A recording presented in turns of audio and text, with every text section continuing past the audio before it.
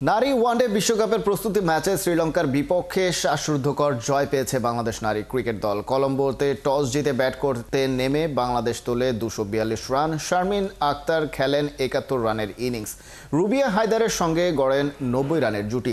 শ্রীলঙ্কার হয়ে কাবিসা দিলহারি ও দেওবি বিহাঙ্গা ও মালকি মাধারা নেন দুটি করে উইকেট। জবাব দিতে নেমে শ্রীলঙ্কা ভালো শুরু করলেও দ্রুত 4 উইকেট হারিয়ে ব্যাকফুটে চলে যায়। এরপর দিলহারি ও নীলাক্ষিকা সিলভার দুর্দান্ত এক পার্টনারশিপে দলকে ম্যাচে ফেরান। শেষ 24 বলে লঙ্কানদের জয়ের জন্য দরকার ছিল মাত্র 25 রান, কিন্তু টাইগ্রেসদের বাঁহাতি স্পিনার নাহিদা আক্তারের দুর্দান্ত বোলিংয়ে ধস নামে লঙ্কান শিবিরে। গুরুত্বপূর্ণ সময়ে নিজেদের করা 2 ওভার থেকে 3টি উইকেট তুলে নেন এই স্পিনার।